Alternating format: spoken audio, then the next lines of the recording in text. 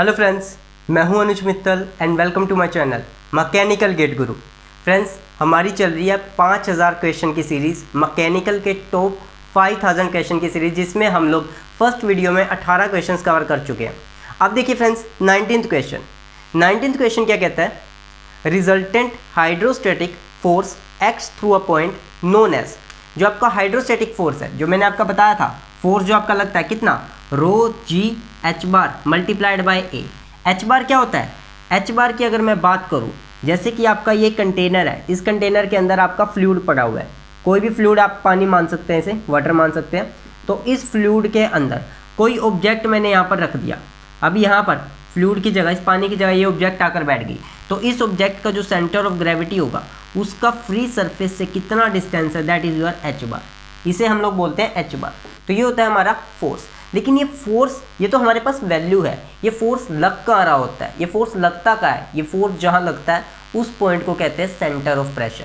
ये hydrostatic pressure force जहाँ पर भी लग रहा है, हाइड्रोस्टैटिक फोर्स जहाँ पर भी लग रहा है, जिस पॉइंट पर लग रहा है, जहाँ पर ये एक्ट कर रहा है, उसे कहते हैं सेंटर ऑफ प्रेशर। और ध्यान रखिएगा, ये पॉइंट है हमारा centre of gravity. Centre of gravity से नीचे ही होगा आपका हाइड्रोस्टैटिक फोर्स। ये जो आपका हाइड्रोस्टैटिक फोर्स होगा, ये आपका सेंटर ऑफ ग्रेविटी से नीचे ही लगेगा। मतलब जो सेंटर ऑफ प्रेशर होगा वो हमेशा सेंटर ऑफ ग्रेविटी से नीचे होगा, ध्यान रखिएगा। और इसका रीज़न कि मैंने आपको शायद बताया था पिछली वीडियो में, इसका रीज़न क्या है कि जैसे जैसे आप नीचे की तरफ जा रहे हो, प्रेशर की वैल्यू बढ़ती जा रही है। प्रेशर नीचे की तरफ बढ़ रहा है, तो इसका जो नेट फोर्स जहाँ पर भी लग रहा होगा, वो थोड़ा सा सेंटर ऑफ ग्रेविटी से नीचे की तरफ होगा। तो यहाँ पर देखिए, ए ऑप्शन कहता है सेंटर ऑफ ग्रेविटी पर। सेंटर ऑफ ग्रेविटी पर नहीं लगता, सेंटर ऑफ ग्रेविटी पर तो उसका जो बॉडी का मास है ना, वो जहाँ पर जो बॉडी का वेट जो अर्थ उसे खींच रही है, जहाँ पर नेट लग रहा होता है, वो होता है आपका centre of gravity. Centre of buoyancy, centre of buoyancy क्या होता है? जितना फ्लूइड डिस्प्लेस होगा उसका सेंट्रोइड, जितना फ्लूइड डिस्प्लेस हुआ। अब इस ऑब्जेक्ट को आपने इस पानी में डालना है, तो इस ऑब्जेक्ट ने यहाँ पर पानी को डिस्प्लेस कर दिया। जितना पानी डिस्प्लेस हुआ है उसका सेंट्रोइड, उसके सेंट्रोइड को हम सेंटर ऑफ बायंसी कहते हैं। सी ऑप्शन बिल्कुल सही है, सी ऑप्शन बिल्कुल सही है, centre of pressure, centre of pressure, C option बिल्कुल सही। और डी क्या दे रखा है? None of the above. तो नन ऑफ द अबो हमें सी मिल गया, तो नन ऑफ द अबो को तो चांस ही नहीं बनता। तो 19th का आंसर हो जाएगा सी। चलिए फ्रेंड्स, आप देखते हैं 20 question. For a submerged curved surface, vertical component of the hydrostatic force is. एक सबमर्ज्ड कर्व्ड सरफेस के लिए वर्टिकल कंपोनेंट, हाइड्रोस्टैटिक फोर्स का वर्टिकल कंपोनेंट कितना होगा? देखिए, यहाँ पर मैं एक कंटेनर के हेल्प से आपको समझा रहा हूँ। ये मैंने कंटेनर ले लिया, ये कर्व्ड शेप है, यहाँ पर ये कर्व्ड शेप है, इसके अंदर फ्लूइड डाला हुआ है, वाटर आप अज्यूम कर सकते हो। ये जो फ्लूइड है ये वाटर है। तो ये वाटर क्या करेगा? इस कर्व्ड सरफेस पर, यहाँ पर हाइड्रोस्टैटिक फोर्स लगाएगा। हाइड्रोस्टैटिक कर्व्ड सरफेस यहाँ से है, यहाँ से ये फ्लैट आ गया, बिल्कुल फ्लैट आ गया, ये यहाँ से ये कर्व्ड शेप में आ गया। अब जो फोर्स लगता है वो हमेशा परपेंडिकुलर लगता है, ध्यान रखिएगा। फोर्स जो लगेगा वो हमेशा परपेंडिकुलर लगेगा, तो इस सरफेस के परपेंडिकुलर इस तरीके से लगेगा। और जब भी फोर्स इनका एक एंगल पे लग रहा होता है, तो हम उसे 2 पार्ट्स में रिजोल्व कर लेते हैं, एक हॉरिजॉन्टल और एक वर्टिकल। तो ये था मेरे पास जो फोर्स लग रहा है, हाइड्रोस्टैटिक फोर्स, ठीक। लेकिन इसको 2 पार्ट्स में तोड़ा, एक एफ हॉरिजॉन्टल और एक एफ वर्टिकल, ठीक। तो इस वर्टिकल फोर्स की वैल्यू कितनी होगी? जितना इस सरफेस ने अपने ऊपर फ्लूइड को होल्ड कर रखा है, जितने वजन का फ्लूइड इस सरफेस ने सपोर्ट किया हुआ है, उतना ही वर्टिकल फोर्स उस पर लगेगा। तो यहाँ पर देखिए, एक ऑप्शन क्या कहता है? Mass of the liquid supported by the curved surface. Mass नहीं, वेट। जितना लिक्विड का वेट इस सरफेस ने सपोर्ट कर रखा है, उतना ही फोर्स लगेगा। तो मास नहीं आएगा, ए ऑप्शन हमारा गलत हो जाएगा। उसके बाद देखिए, weight of the liquid supported by the curved surface, बिल्कुल सही है। लिक्विड ने कितना वेट सपोर्ट किया, लिक्विड का कितना वेट सपोर्ट किया हुआ है कर्व्ड सरफेस ने, तो बी ऑप्शन बिल्कुल सही होगा। यहाँ पर बी ऑप्शन बिल्कुल राइट हो जाएगा। सी ऑप्शन कहता है the force on the projected area of the curved surface on the vertical plane. ये हॉरिजॉन्टल फोर्स की वैल्यू है, ध्यान रखिएगा। एग्जाम में हॉरिजॉन्टल फोर्स भी पूछा जा सकता है, यहाँ पर वर्टिकल फोर्स पूछा है। हॉरिजॉन्टल फोर्स कितना होगा कि जो फोर्स लग रहा होगा ना, वो projected area of the curved surface on the vertical plane. ये आपका वर्टिकल प्लेन है। इस वर्टिकल प्लेन पर अगर मैं इसका एरिया प्रोजेक्ट करता हूँ, इसका जो मैं एरिया है प्रोजेक्ट करता हूँ, तो जो फोर्स लग रहा होगा वो होगा हमारा कौन सा? Horizontal force. तो force on the projected area. D option हमारे पास बी ऑलरेडी आ चुका है, तो बी इसका बी हो जाएगा। चलिए फ्रेंड्स, नेक्स्ट क्वेश्चन देखते हैं। नेक्स्ट क्वेश्चन कहता है फॉर अ फ्लोटिंग बॉडी, अगर एक बॉडी फ्लोट कर रही है, buoyant force passes through the, buoyant force कहाँ से पास करेगा? जब कोई बॉडी फ्लोट कर रही होगी, बॉडी तैर रही है। देखिए बॉडी तैर रही है मतलब, पहले तो मैं आपको बताता हूँ बायंट फोर्स होता क्या है। देखिए फिर से वही एक कंटेनर लिया मैंने, एक कंटेनर के अंदर मैंने फ्लूइड डाल दिया, वाटर डाल दिया, वाटर, इसमें वाटर भरा हुआ है। मेरे पास एक ऑब्जेक्ट थी, यहाँ पर मेरे पास एक ऑब्जेक्ट थी, मैंने इस ऑब्जेक्ट को उठाकर इसमें डाल दिया, यहाँ पर मैंने इस ऑब्जेक्ट को उठाकर यहाँ डाल दिया। अब हुआ क्या, इस ऑब्जेक्ट ने यहाँ से कुछ फ्लूइड को डिस्प्लेस कर दिया, कुछ वाटर को डिस्प्लेस कर दिया और खुद वहाँ पर आकर बैठ गया। तो यहाँ पर इस ऑब्जेक्ट ने पानी को उसकी जगह से हटा दिया, डिस्प्लेस कर दिया। अब पानी क्या करेगा, पानी इसके ऊपर, कोई भी फ्लूइड इसके ऊपर फोर्स लगाएगा, फोर्स ऊपर की तरफ, अपवर्ड डायरेक्शन में, इसे बाहर निकालने की कोशिश करेगा और उस फोर्स को कहते हैं buoyancy force, FB, buoyancy force. और इसकी वैल्यू हमें आर्किमिडीज के प्रिंसिपल से मिलती है। आर्किमिडीज ने हमें बताया कि ये बायोएंसी फोर्स लगता कितना है। तो अब वो ये पूछ रहा है कि ये बायोएंसी फोर्स, देखो हाइड्रोस्टैटिक फोर्स तो लगता है सेंटर ऑफ प्रेशर पे, ये बायोएंसी फोर्स कहाँ लगता है? बायोएंसी फोर्स, ये बायोएंसी फोर्स लगेगा उस पॉइंट पर जितना फ्लूइड, जितना फ्लूइड डिस्प्लेस हुआ है ना, जितनी हाइट का फ्लूइड डिस्प्लेस हुआ, उसका जो सेंट्रोइड होगा उस पॉइंट पर लगेगा बायोएंसी फोर्स। तो यहाँ पर देखिए centre of gravity of the body, A option उसने दे रखा है 21 का। Centre of gravity of the body बिल्कुल नहीं, सेंटर ऑफ ग्रेविटी तो वो पॉइंट होता है जहाँ पर बॉडी पर नेट वेट लग रहा होता है। एक बॉडी है ये, इसका जो नेट वेट है, अब वेट तो इस हिस्से पर भी लग रहा है, इस हिस्से को भी धरती खींच रही है, इस हिस्से पे भी धरती खींच रही है, यहाँ पर भी, तो हमने नेट यहाँ पर मान लिया, नेट, तो यहाँ पर नेट वेट लग रहा होता है, उसको सेंटर ऑफ ग्रेविटी बोलते हैं। तो ए ऑप्शन तो गलत हो गया। बी ऑप्शन कहता है centre of gravity of the submerged part of the body, जितनी बॉडी डूबी हुई है, क्या कह रहा है, समर्ज, जितना पार्ट डूबा हुआ है उसका सेंटर ऑफ ग्रेविटी, जितना पार्ट डूबा हुआ है। देखिए यहाँ पर क्या हुआ, जितना पार्ट डूबा हुआ है, यहां पर कितना पार्ट डूब गया है, इतना पार्ट डूबा हुआ है, इतना पार्ट क्या हो गया, पानी के अंदर है, लिक्विड के अंदर है। तो इसका जो सेंटर ऑफ ग्रेविटी होगा, उसका सेंटर क्या कह रहे हैं, centre of gravity of the submerged part, इस बॉडी का सेंटर ऑफ ग्रेविटी, इस बॉडी का सेंटर ऑफ ग्रेविटी तो यहां पर ही लाई कर रहा होगा। ये तो वही वाली बात होगी कि कहां पर उसका मास वेट एग्जर्ट कर रहा है। सी ऑप्शन कहता है Meta centre of the body, Meta centre of the body, Meta centre तो बॉडी के बाहर होगा, बॉडी के बाहर होगा यहाँ पर। और centroid of the liquid displace by the body, बिल्कुल जितना लिक्विड डिस्प्लेस हुआ है ना उसका सेंट्रोइड, जितना लिक्विड डिस्प्लेस हुआ। अब यहाँ पर देखिए इतना लिक्विड डिस्प्लेस हुआ है, इतना लिक्विड डिस्प्लेस हुआ है, तो इसका जो सेंट्रोइड होगा, इसका जो सेंट्रोइड यहाँ पर, वहां पर लग रहा होगा आपका बायोएंसी फोर्स, इस पॉइंट पर लगता है आपका बायोएंसी फोर्स। तो ध्यान रखिएगा डी ऑप्शन इसका राइट आंसर होगा, centroid of the liquid displace by the body. 21 का क्या हो जाएगा फ्रेंड्स, डी हो जाएगा। चलिए 22 देखते हैं।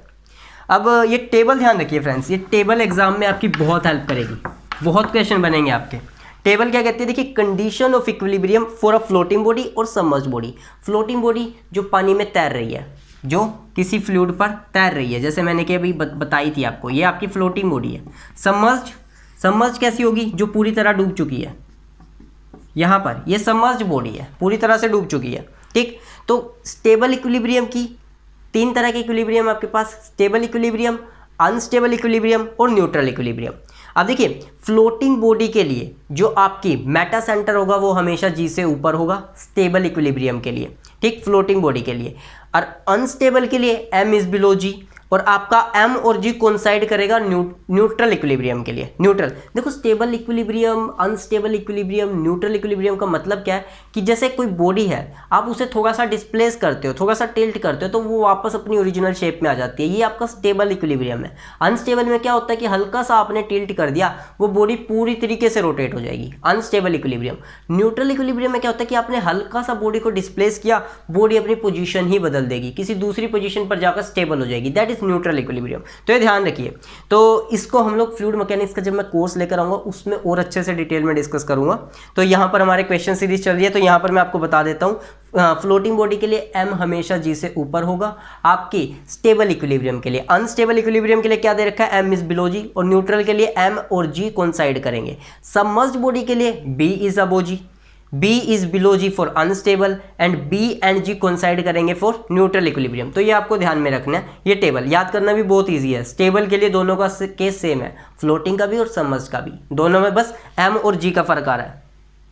अब देखिए 22 क्या कहता है, condition of stable equilibrium for a floating body, floating body है तो मेटा सेंटर की बात होगी, फ्लोटिंग बॉडी है तो मेटा सेंटर की बात होगी। स्टेबल इक्विलिब्रियम के लिए मेटा सेंटर क्या होना चाहिए, एम जो है वो जी से ऊपर होना चाहिए, एम इज अबव जी। तो यहाँ पर देखिए Meta centre coincides with the centre of gravity, A option में दे रखा है, ये तो आपका न्यूट्रल बन जाएगा, न्यूट्रल इक्विलिब्रियम, ए ऑप्शन आपका गलत हो गया। बी ऑप्शन कहता है Meta centre is below the centre, Meta centre अगर नीचे चला गया तो वो अनस्टेबल इक्विलिब्रियम हो जाएगा, तो यहाँ पर आपका बी भी गलत हो गया। सी ऑप्शन में कहता है Meta centre is above the centre, बिल्कुल सही है, सी आपका बिल्कुल सही आंसर है। डी ऑप्शन में कहता है centre of buoyancy B is above, centre of buoyancy की तो बात ही नहीं होगी, फ्लोटिंग बॉडी के केस में सेंटर ऑफ बायंसी की नहीं मेटा सेंटर की बात होगी, सेंटर ऑफ बायंसी की बात कब होगी, सबमर्ज्ड बॉडी के केस में। तो यहाँ पर हमारे पास फ्लोटिंग बॉडी थी, तो यहाँ पर 22 का हमारे पास सी ऑप्शन हो जाएगा। चलिए अब देखिए असमर्ज्ड बॉडी आ गया, सबमर्ज्ड, फ्लोटिंग बॉडी नहीं है, ध्यान रखिए बच्चे गलती करते हैं, फ्लोटिंग बॉडी है तो मेटा सेंटर आएगा, सबमर्ज्ड बॉडी है तो आपका बायंसी आएगा। तो a submerged body will be in stable, stable equilibrium में पूछ रहा है, स्टेबल इक्विलिब्रियम में पूछ रहा है, सबमर्ज्ड बॉडी की बात कर रहा है, तो ठीक है, बी आपका ऊपर, जी आपका नीचे, ठीक। तो the centre of buoyancy B is below the centre of the gravity, जो बी है वो ऊपर होना चाहिए। Centre of buoyancy B coincides with G, B के साथ बी और जी कोइंसाइड करके तो वो न्यूट्रल इक्विलिब्रियम बन जाएगा। सी ऑप्शन कह रहा है centre of buoyancy is above the Meta centre, Meta centre की बात नहीं होती, फ्लोटिंग बॉडी के लिए मेटा सेंटर की बात करेंगे, सी भी आपका गलत हो गया। डी में कह रहा है centre of buoyancy is B above G, B is above G, तो बी आपका जी से ऊपर होना चाहिए। 23 का हमारे पास डी आंसर हो जाएगा। राइट आंसर क्या होगा फ्रेंड्स, 23 का, D is the right answer for 23। चलिए 24 देखते हैं।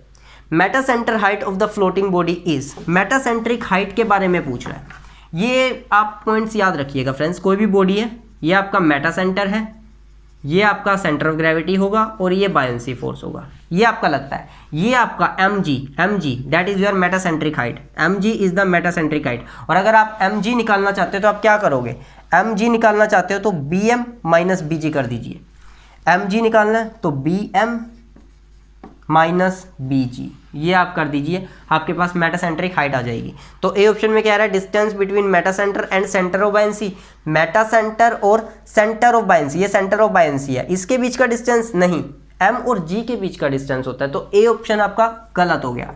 बी ऑप्शन कहता है distance between centre of buoyancy and centre of gravity, centre of buoyancy ये है, सेंटर ऑफ ग्रेविटी है, इसके बीच का डिस्टेंस मेटा सेंट्रिक हाइट होता है, बिल्कुल नहीं, इसके बीच का डिस्टेंस नहीं, एम और जी के बीच का डिस्टेंस। सी ऑप्शन कह रहा है distance between meta centre and centre of gravity, बिल्कुल meta centre and centre of gravity के बीच के डिस्टेंस को हम लोग क्या बोलते हैं, मेटा सेंट्रिक हाइट बोलते हैं। और D none of the above, C answer आपके पास आ चुका है, तो सी इसका आंसर होगा। मेटा सेंटर होता क्या है, वो पॉइंट जिसके अबाउट जो बॉडी है वो ऑस्किलेट करना शुरू कर देती है अगर आप उसे थोड़ा सा टिल्ट करते हो। कोई भी फ्लोटिंग बॉडी, एक बार मैं बता देता हूँ मेटा सेंटर के बारे में कि मेटा सेंटर होता क्या है। ये आपका फ्लूइड है, वाटर, इसके अंदर कोई भी बॉडी फ्लोट कर रही है, फ्लोटिंग बॉडी के लिए मेटा सेंटर आएगा, ठीक। अगर मैं इस बॉडी को थोड़ा सा यहाँ से टिल्ट कर देता हूँ, थोड़ा सा टिल्ट कर देता हूँ, तो ये ऑस्किलेट करना शुरू कर देगी, वाइब्रेशन, ऑस्किलेशन शुरू कर देगी। तो जिस पॉइंट के अबाउट ये ऑस्किलेशन स्टार्ट करेगी ना, उस पॉइंट को हम लोग मेटा सेंटर कहते हैं, that is your metacentre point, ठीक। 24 हो गया। 25 देखिए, necessary condition for the flow to be steady, steady होने के लिए नेसेसरी कंडीशन क्या है, स्टीडी होने के लिए नेसेसरी कंडीशन है आपकी जो प्रॉपर्टीज़ है वो टाइम के साथ चेंज ना करे, बस प्रॉपर्टीज़ वक्त के साथ चेंज ना करे तो वो आपकी क्या कहलाती है, स्टेडी स्टेट कहलाती है। ए ऑप्शन क्या कह रहा है, velocity does not change from place to place, ये आपका यूनिफॉर्म फ्लो है, अगर आपकी जगह के साथ वेलोसिटी नहीं बदलती तो उसे यूनिफॉर्म फ्लो कहते हैं। बी ऑप्शन कह रहा है velocity is constant at a point with respect to time, बिल्कुल सही है, स्टेडी फ्लो वही होगा जहां पर प्रॉपर्टीज, वेलोसिटी हो गई, ये चीज़ें चेंज ना करें। Velocity changes at a point with respect to time, velocity changes at a point, velocity change हो रही है तो ये अनस्टेडी कहलाएगा। D option none of the above, तो 25 का बी आंसर हो जाएगा, बी इसका राइट आंसर होगा। चलिए, necessary condition for the flow to be uniform, uniform flow चाहते हो, यूनिफॉर्म फ्लो वो होगा जब आपकी वेलोसिटी स्पेस के साथ चेंज ना करे। एग्जाम्पल के लिए मैं आपकी बात करूं, जो फ्लो हो रहा है इस पाइप के अंदर हो रहा है, यहाँ पर अगर वेलोसिटी 10 मीटर पर सेकेंड है तो यहाँ पर भी वेलोसिटी 10 मीटर पर सेकेंड हो, स्पेस के साथ वेलोसिटी में कोई चेंज ना हो, तो ऐसा फ्लो यूनिफॉर्म फ्लो कहलाता है, that is your uniform flow. तो velocity is constant at a point with respect to time, A option ये तो स्टेडी स्टेट का है। With this velocity is constant in the flow field with respect to the space. Space के साथ जो velocity है वो आपकी कांस्टेंट रहेगी, ये बिल्कुल सही है। बी ऑप्शन यहाँ पर बिल्कुल सही होगा। सी ऑप्शन कहता है velocity changes at a point with respect to time. अगर वेलोसिटी चेंज होती है उसे अनस्टेडी स्टेट कहते हैं। D option none of the above दे रखा है, तो यहाँ पर बी ऑप्शन इसका राइट होगा। 26 हो गया। Flow in the pipe is laminar. किसी भी अगर फ्लो हो रहा है पाइप के अंदर उसे हम लैमिनार कब बोलते हैं? लैमिनार तब कहा जाता है जब रेनॉल्ड नंबर 2000 से कम होता है। 2000 से कम अगर रेनॉल्ड नंबर होगा तो आपका क्या होगा फ्रेंड्स? वो फ्लो आपका लैमिनार फ्लो होगा। ठीक, वो फ्लो आपका लैमिनार होगा। तो यहाँ पर देखिए ए ऑप्शन में दे रखा है Reynold number is equal to 2500, बिल्कुल गलत। Reynold number is equal to 4000, Reynold number is more than 2500, तो यहाँ पर कोई भी आंसर नहीं है, तो डी इसका राइट आंसर होगा। 27 का डी आंसर होगा फ्रेंड्स। अगर फ्रेंड्स किसी भी तरह की कोई प्रॉब्लम आ रही है कंसेप्ट में या कोई भी आपके डाउट है तो आप कमेंट बॉक्स में मेंशन कर सकते हैं। और फ्रेंड्स चैनल को सब्सक्राइब कर देना और वीडियो को लाइक कर देना। चलिए 28 क्वेश्चन देखते हैं। A stream line is a line which is along the path of the particle. Stream line होती क्या है? स्ट्रीम लाइन एक ऐसी लाइन होती है जिस पर जब भी आप टेंजेंट ड्रॉ करते हो ना तो उस पॉइंट पर वो वेलोसिटी की डायरेक्शन देता है। मैं यहाँ पर अगर बात करूँ स्ट्रीम लाइन की, देखिए ये आपकी, जैसे मैं किसी पर्टिकुलर पॉइंट पर किसी भी पर्टिकुलर पॉइंट पर मैं टेंजेंट ड्रॉ करता हूँ, किसी भी पर्टिकुलर पॉइंट पर मैं टेंजेंट ड्रॉ करता हूँ, तो इस पॉइंट पर मुझे वेलोसिटी मिल गई, उसकी डायरेक्शन मिल गई, वेलोसिटी की डायरेक्शन बताएगा।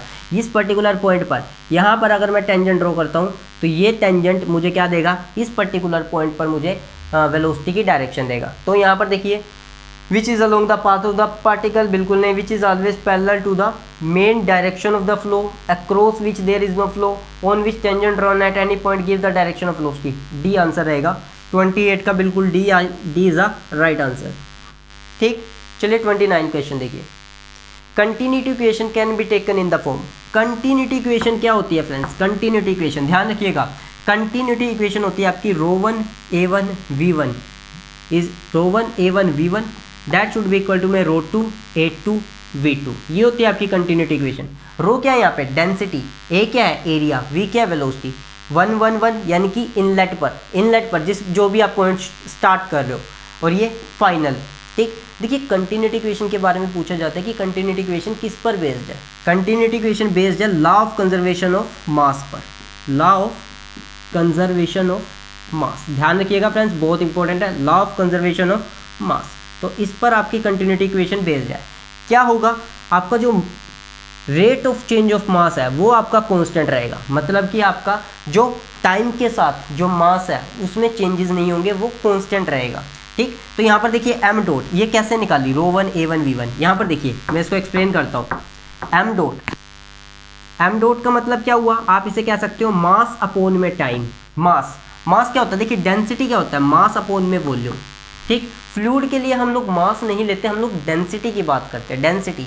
तो यहाँ पर density multiplied by volume, density multiplied by volume upon T. ये v वेलोसिटी है, ये v वॉल्यूम है, ध्यान रखिएगा, ये v वॉल्यूम है यहाँ पर।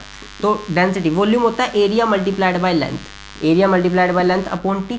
तो यहाँ से हो गया density area multiplied by length upon में टाइम, डिस्टेंस अपॉन में टाइम ये होता है स्पीड ये v से।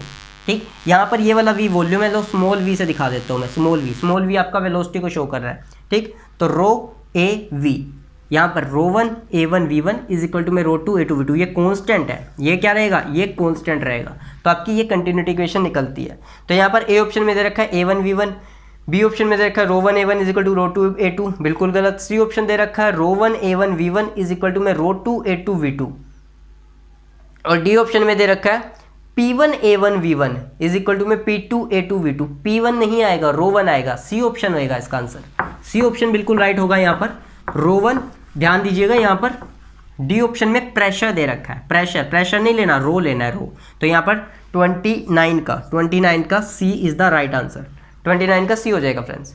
चलिए नेक्स्ट देखिए, पिटोट ट्यूब किस लिए यूज़ की जाती है फ्रेंड्स? पिटोट ट्यूब यूज़ की जाती है वेलोसिटी को मेजर करने के लिए। किसी भी पॉइंट पर आपको वेलोसिटी निकालनी है तो आप पिटोट ट्यूब का यूज़ करते हो। प्रेशर मेजर करने के लिए ए ऑप्शन दे रखा है प्रेशर मेजर करने के लिए हमारे पास मैनोमीटर होते हैं। ठीक, बी ऑप्शन दे रखा है फ्लो, सी दे रखा है वेलोसिटी एट अ पॉइंट, बिल्कुल सी आपका वेलोसिटी एट अ पॉइंट, बिल्कुल सी आंसर इसका होगा। डिस्चार्ज के लिए हमारे पास वेंचुरी मीटर, ओरिफिस मीटर, ये चीज़ें होती है, तो 30 का डी हो जाएगा यहाँ पर, 30 का डी आंसर, 30 का सी, सॉरी 30 का सी हो जाएगा, 30 का C is the right answer. चलिए नेक्स्ट देखिए, Bernoulli's theorem deals with, Bernoulli theorem किससे डील करती है? देखिए जो आपकी कंटिन्यूटी है वो लॉ ऑफ कंजर्वेशन ऑफ मास से डील करती है, लॉ ऑफ कंजर्वेशन ऑफ मास, लेकिन जो बर्नौली है वो law of conservation of energy पर डिपेंडेड है, law of conservation of energy के साथ डील करती है। कौन सी energy? Pressure energy plus kinetic energy plus potential energy. कहीं पर भी कोई भी पॉइंट आप उठाते हो तो pressure plus kinetic plus potential तीनों का जो सम होता है वो कांस्टेंट रहता है। तो यहाँ पर ए ऑप्शन दे रखा है mass, law of conservation of mass, ये कंटिन्यूटी इक्वेशन को फॉलो होता है। बर्नौली इक्वेशन इसे नहीं फॉलो करती, बर्नौली थ्योरम इसे फॉलो नहीं करती। मोमेंटम सी यहाँ पर बिल्कुल 31 का सी आंसर होगा, energy, law of conservation of energy. चलिए डी ऑप्शन 32 दे दिया आपको, continuity equation deals with the law of conservation of, continuity equation law of conservation of मास के साथ डील करती है, तो यहाँ पर 32 का ए आंसर हो जाएगा, ए आंसर राइट होगा 32 का। चलिए नेक्स्ट देखिए, irrotational flow means, irrotational flow आप किसे कहते हैं? इरोटेशनल, देखिए जैसे ये आपका फ्लूइड का पार्टिकल है, ये मैंने एक फ्लूइड का पार्टिकल बना दिया आपको समझाने के लिए। अगर ये जब ये डिस्टेंस कवर करेगा तो यहाँ पर अगर इसकी शेप ऐसी ही रहती है तो ये जो फ्लूइड का पार्टिकल है ये इरोटेशनल है, यानी कि ये रोटेट नहीं कर रहा। लेकिन अगर ये ऐसा हो जाए, ये ऐसा हो जाए, मतलब कि ये पार्टिकल रोटेट कर रहा है, ठीक, तो ये आपका इरोटेशनल है, ये आपका रोटेशनल है। ये कैसा है आपका? ये है आपका इरोटेशनल, मतलब ये रोटेट नहीं कर रहा, इरोटेशनल। तो देखिए the fluid does not rotate while moving, A option दे रखा है, वैसे बात तो सही है। बी कह रहा है the fluid moves in a straight line, जो फ्लूइड है वो स्ट्रेट लाइन में ट्रेवल करे। सी कह रहा है net rotation of the fluid particle about their mass centre is zero, बिल्कुल मास सेंटर के अबाउट, मास सेंटर के अबाउट जो उसकी नेट रोटेशन होगी वो जीरो होगी। तो 33 का सी आंसर होगा, 33 का C is the right answer, 33 का हो जाएगा सी। चलिए नेक्स्ट देखते हैं, velocity component in x and y direction in terms of velocity potential. Velocity potential, velocity potential को हम लोग फाई से डोनेट करते हैं, फाई से। और ये कहता क्या है? देखिए अगर आप फाई का जिसके भी रिस्पेक्ट में डेरिवेटिव करोगे आपको उसी के रिस्पेक्ट, उसी तरफ आपको डायरेक्शन मिलेगी। देखिए होता क्या है, आप जनरली जो फ्लूइड की वेलोसिटी है,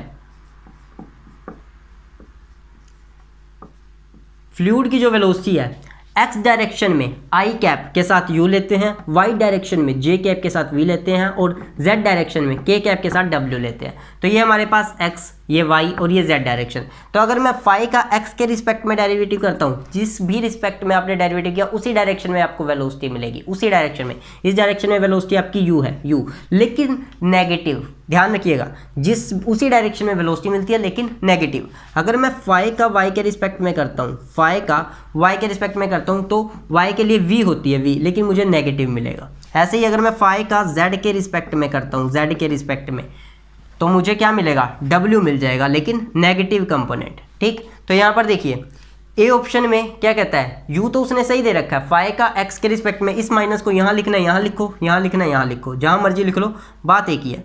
पहले ऑप्शन में देखिए यू की तो सही दे रखी है, लेकिन वी के सामने माइनस का साइन नहीं है। बी ऑप्शन में यू के साथ माइनस का साइन नहीं है, वी के साथ भी माइनस का साइन नहीं है। सी ऑप्शन में यू के साथ भी माइनस का साइन है और वी के साथ भी माइनस का साइन है। Curly phi by curly x आपको यू दे रहा है विद नेगेटिव कंपोनेंट, और curly phi by curly y आपको नेगेटिव कंपोनेंट दे रहा है, ठीक। और जो डी ऑप्शन है, डी ऑप्शन में क्या कहता है, यहाँ पर फ्रेंड्स फाई का एक्स के रिस्पेक्ट में नेगेटिव और आपका फाई का वाई के रिस्पेक्ट में नेगेटिव। यहाँ पर ये मिसप्रिंट हो गया है, सी और डी दोनों ही आंसर है, यहाँ पर सी और डी में कोई चेंज ही नहीं है, सी और डी ऑप्शन में कोई चेंज ही नहीं दे रखा, तो ये दोनों ही आंसर होंगे यहाँ पर, ठीक। तो 34 का यहाँ पर एक ऑप्शन चेंज होना चाहिए था।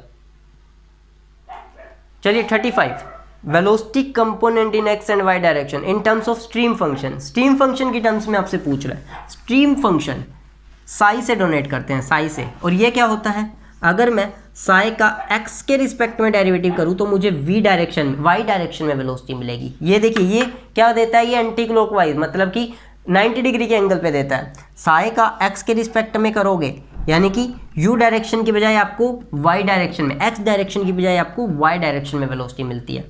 और अगर आप साई का वाई के रिस्पेक्ट में करते हो, साई का वाई के रिस्पेक्ट में करोगे तो आपको एक्स डायरेक्शन में वेलोसिटी मिलेगी, और एक्स डायरेक्शन में वेलोसिटी को यू से दिखाते हैं और वाई डायरेक्शन में वेलोसिटी को वी से दिखाते हैं। तो ये आपका स्ट्रीम फंक्शन कहलाता है। तो यहाँ पर देखिए ए ऑप्शन दे रखा है यू इज इक्वल टू में curly psi by curly x, U होगा आपका curly psi by curly y, A option गलत हो गया। बी ऑप्शन दे रहा है curly psi by curly x, U देगा, बिल्कुल नहीं, साई का वाई के रिस्पेक्ट में करोगे तब यू आएगा। सी ऑप्शन आपका दे रखा है साई का वाई के रिस्पेक्ट में यू और साई का एक्स के रिस्पेक्ट में वी, माइनस का साइन है ही नहीं, तो सी ऑप्शन भी गलत हो गया। डी ऑप्शन दे रखा है साई का वाई के रिस्पेक्ट में जो यू आएगा विद नेगेटिव और साई का एक्स के रिस्पेक्ट में वी आएगा, बिल्कुल डी आंसर यहाँ पर सही रहेगा। 35 का क्या हो जाएगा फ्रेंड्स, 35 का डी ऑप्शन हो जाएगा बिल्कुल राइट। चलिए अब देखते हैं 36 क्वेश्चन।